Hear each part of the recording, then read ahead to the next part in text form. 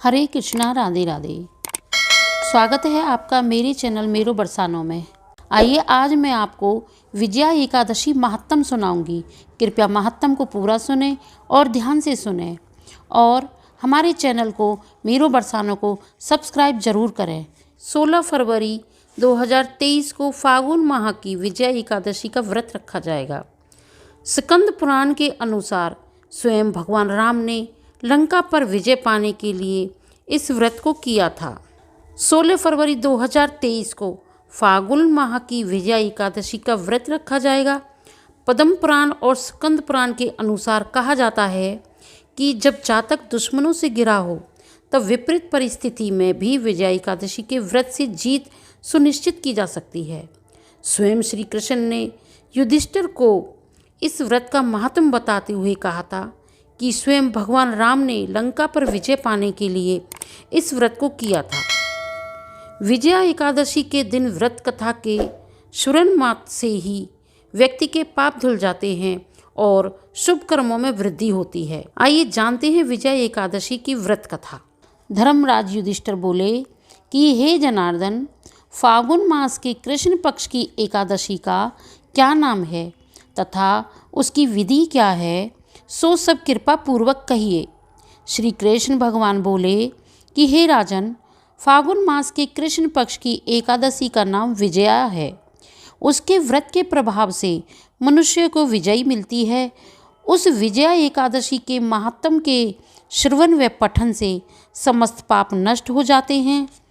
एक समय देव ऋषि नारद ने जगत पिता ब्रह्मा जी से पूछा कि हे ब्रह्मा जी, आप मुझे फाल्गुन मास के कृष्ण पक्ष की विजया नामक एकादशी का व्रत विधान बतलाइए।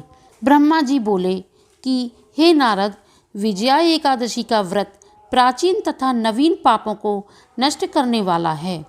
इस विजया एकादशी की विधि मैंने आज तक किसी से नहीं कही है। यह समस्त मनुष्यों को विजय प्रदान करती है। त्रेता युग में मर्यादा पुरुषोत्तम श्री रामचंद्र जी को 14 वर्ष के लिए वनवास हो गया।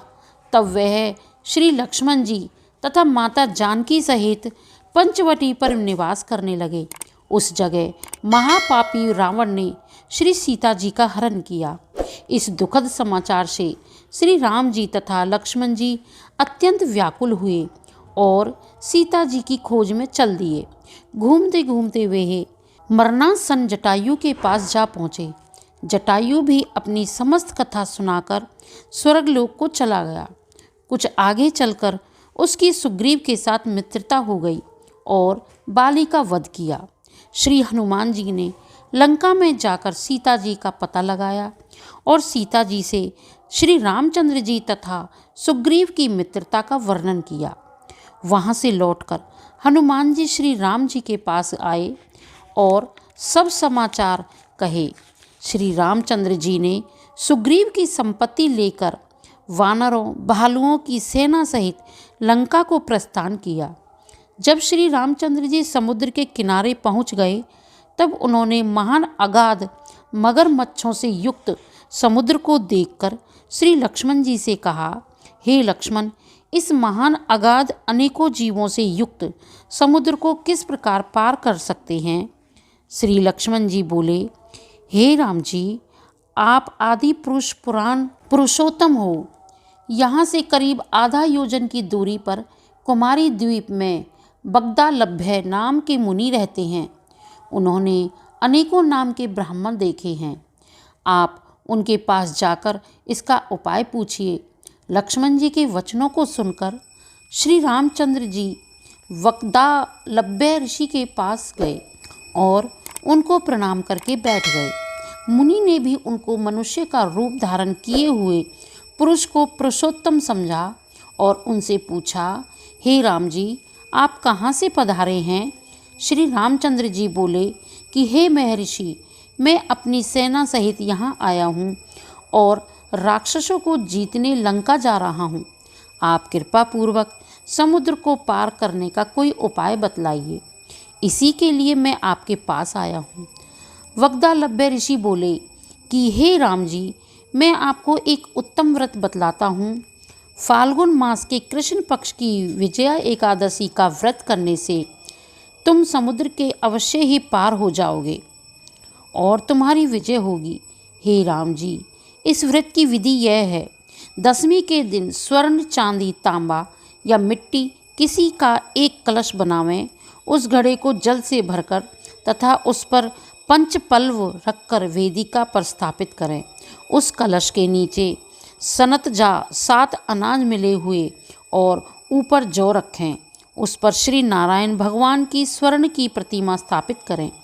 एकादशी के दिन स्नान आदि नित्य क्रम से निर्वृत्त होकर धूप, दीप, नैवेद्य, नारियल आदि से भगवान की पूजा करें। उस समस्त दिन को भक्तिपूर्वक कलश के सामने व्यतीत करें और रात्रि को भी उसी तरह बैठे रहकर जागरण करना चाहिए। द्वादशी के दिन नदी या तालाब के किनारे स्नान आदि से निर्वृत्त होकर उस कलश को ब्राह्मण को दे देना चाहिए। हे राम, यदि तुम इस व्रत को सेनापतियों के साथ करोगे तो अवश्य ही विजयी होगी। श्री रामचंद्र जी ने मुनि की आज्ञा अनुसार विधि पूर्वक विजया एकादशी व्रत किया और इसके प्रभाव से दैत्यों के ऊपर विजय पाई। अतः हे राजन, जो मनुष्य उस व्रत को विधि पूर्वक करेगा उसकी दोनों लोकों में विजय होगी। श्री ब्रह्मा जी ने नारद जी से कहा था कि हे पुत्र, जो इस व्रत का महत्व सुनता है उसको वाजपेयी यज्ञ के फल की प्राप्ति होती है।